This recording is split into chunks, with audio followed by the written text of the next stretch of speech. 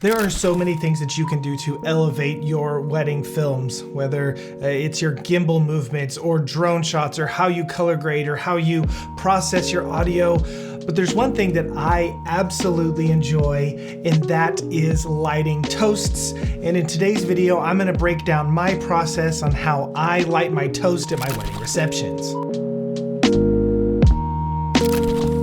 Hello and welcome to How to Film Weddings. My name is Nick Miller, and in today's video, I'm gonna break down everything that I am thinking about when it comes to toasts at wedding receptions, specifically how I light them. Over the past few years, I have really dialed in how I like to do this. And so in this video, I'm gonna break down everything from where I am putting the speech giver and the couple, the lighting that I am using, how I am filming it, following the 180 rule, shooting into the shadow side of the face, all of the things that I am thinking about, I am going to talk to you about in today's video. So before I get started with the positioning of the lights and where I'm having people stand and all of that, I want to let you know of a few things that I am thinking about. The first thing that I am thinking about is the ambient light in the room. I'm going to the planner or the venue manager and asking them to turn the lights down or even totally off. I do reassure them that I will be lighting the people speaking, and so that there will be light in the room. Often they don't like that because it gets so dark,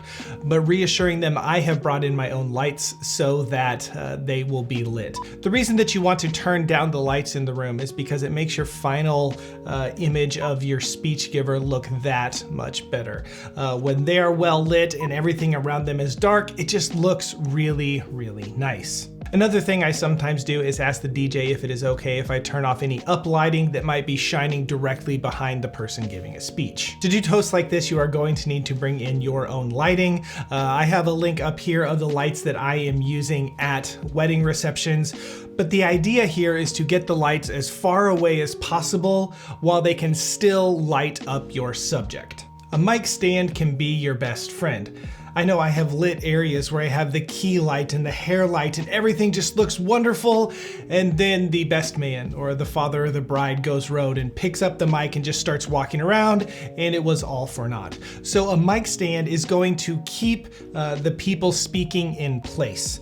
A little tip that I have learned is to gaff tape the mic to the mic stand. That way the people cannot take it off and walk around.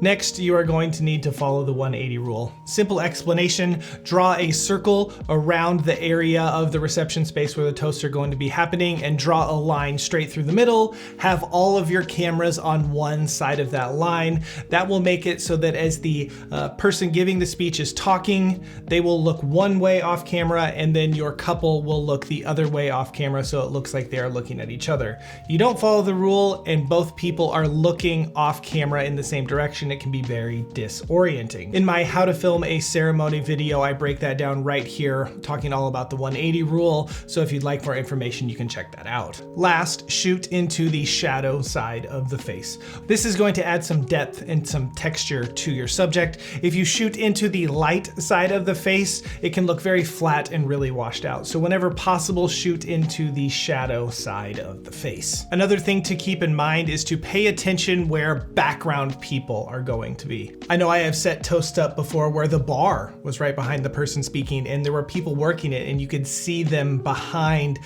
ordering drinks or doing something like that. Or maybe the wait staff is walking around or cleaning up tables or something along those lines. Another thing I don't like to do is shoot into the DJ booth or the band table if at all possible. So just be mindful of the space and where people are going to be to eliminate background distractions. I tell you all of these things to keep them in mind. However, it's a live event and sometimes you can't turn the lights out. Sometimes you have to shoot into the light side of the face instead of the shadow side of the face. Sometimes there are going to be people walking around in the background and you can't do much about that. It is a live event. But whenever you know this information, it can really help you as you move forward in the future to set up toasts so that they look the best that they can. Before we continue with this video, I want to make sure that you know all about Mastermind by How to Film Weddings. Mastermind is a year of intention where we focus on branding, sales, client relations, filming, editing, color grading, and so much more.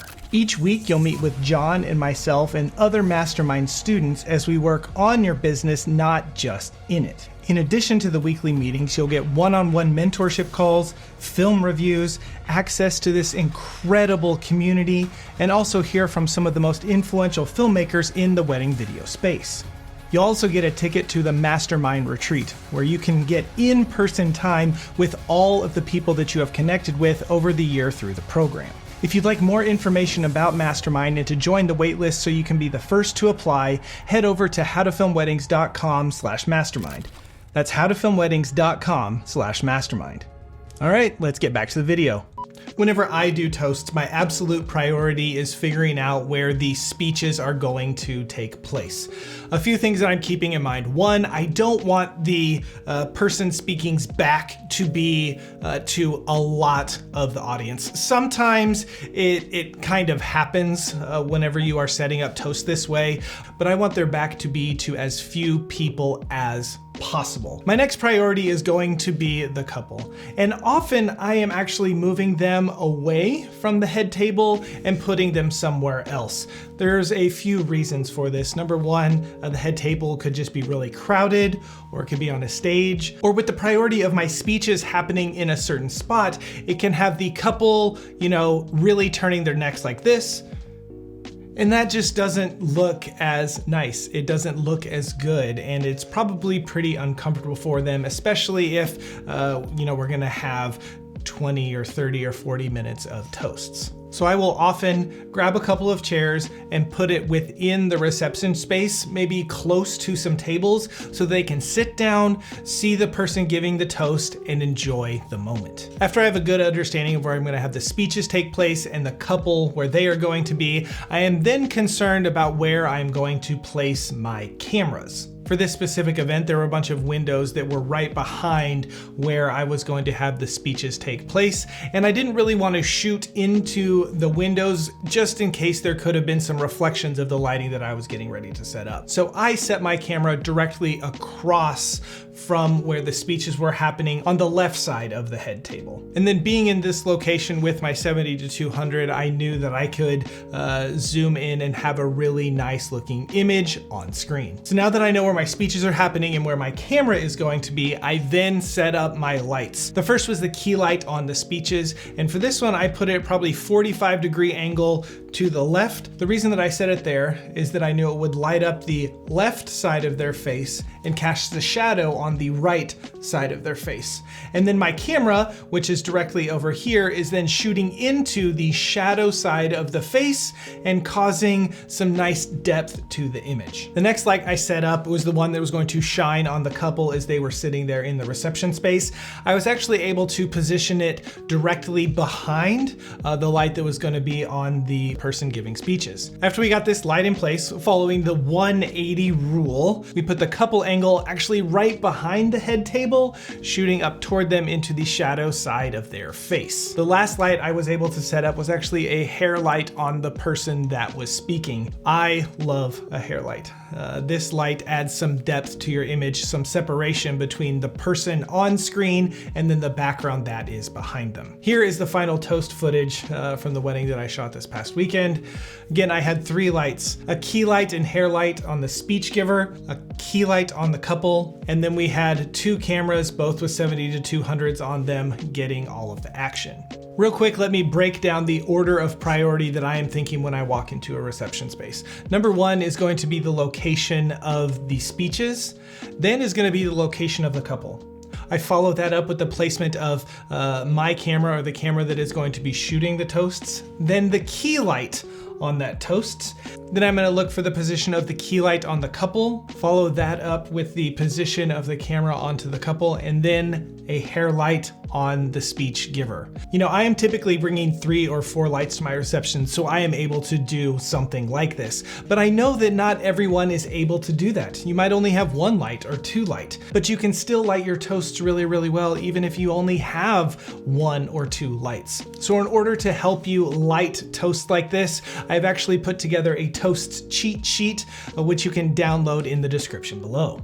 Another thing worth noting is that all reception spaces are different.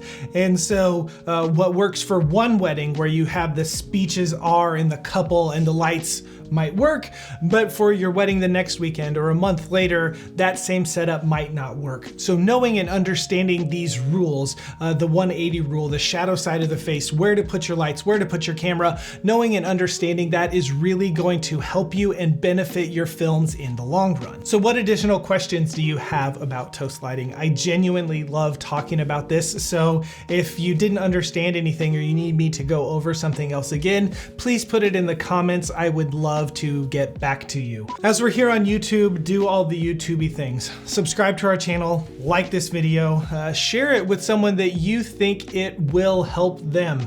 Man, I love putting out content. It has been such a thrill and it's been so fun to do something like this. Thank you so much for tuning in, and until next time, we will see ya. Think we got it.